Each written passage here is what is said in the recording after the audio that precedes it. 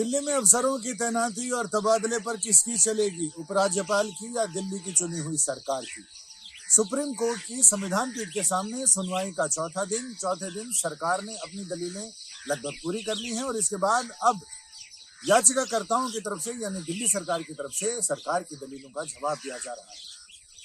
केंद्र सरकार की ओर से सॉलिसिटर जनरल तुषार मेहता ने दिल्ली की विशेष स्थिति और दिल्ली को लेकर 239 ए जो केंद्रीय नेशनल गवर्नमेंट ऑफ दिल्ली यानी राष्ट्रीय राजधानी क्षेत्र दिल्ली सरकार के अधिनियम की बात की और उन्होंने बताया कि 239 ए में क्या क्या प्रावधान है और उसके जरिए दिल्ली को केंद्र शासित प्रदेश होते हुए भी एक अलग दर्जा है, एक विशिष्ट दर्जा मिला हुआ है। जब दिल्ली सरकार की तरफ से दलीलें शुरू हुई तो उस समय साफ साफ ये कहा गया कि दिल्ली को लेकर भेदभाव क्यों है, जबकि अन्य केंद्र शासित प्रदेश हैं उनको लेकर जम्मू कश्मीर के केंद्र शासित प्रदेश को यानी उनको दर्जा दिया गया 2019 में, लेकिन इसके बावजूद उसका विशिष्ट दर्जा बरकरार है। तो ऐसे में सिर्फ दिल्ली के साथ ही भेदभाव क्यों? इस पर केंद्र सरकार की तरफ से ये कहा गया कि संसद ने इस मामले में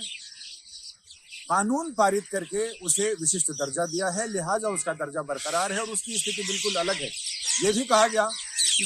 चूंकि केंद्र शासित प्रदेश अलग अलग क्षेत्रों में हैं और उनकी स्थितियां अलग अलग हैं, कई केंद्र शासित प्रदेशों में विधानसभा विधानमंडल है, कहीं पर सिर्फ एडमिनिस्ट्रेटिव काउंसिल है और कहीं पर बोर्ड के जरिए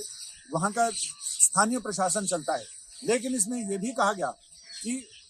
रणनीतिक क्षेत्रों को ध्यान में रखकर कई जगह सामरिक क्षेत्र, कई जगह रणनीतिक क्षेत्र, इसे ध्यान में रखते हुए केंद्र शासित प्रदेशों का अलग अलग दर्जा है और अलग अलग उनका प्रशासन चलता है। सुनवाई बुधवार को भी जारी रहेगी, लेकिन कई सारे ऐसे मसले इसमें उठाए गए हैं जिसमें बताया गया कि इतिहास से लेकर अब तक की सारी बातें बताई गई और इसमें यह कहा गया कि जहां केंद्र सरकार ये कह रही है कि दिल्ली को जरूरी है कि ये केंद्र के अधीन रहे, सुप्रीम कोर्ट ने भी कई सवाल पूछे और तीखे और सीधे सवाल पूछे केंद्र सरकार से। उन सवालों का मतलब यही था कि अगर दिल्ली में सब कुछ उपराज्यपाल के जरिए होना है तो चुनी हुई सरकार का मतलब क्या है, फिर चुनी हुई सरकार के पास अधिकार कितने रह जाते हैं। केंद्र सरकार का यह कहना था कि चूंकि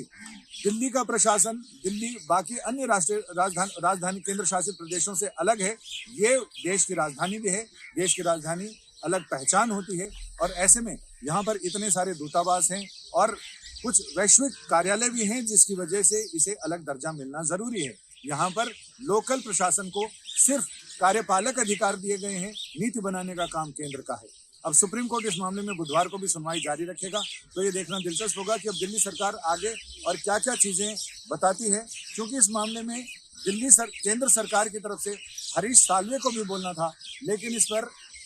आपत्ति दर्ज कराई गई। यह कहा गया कि ये इंटरवीनर के वकील हैं और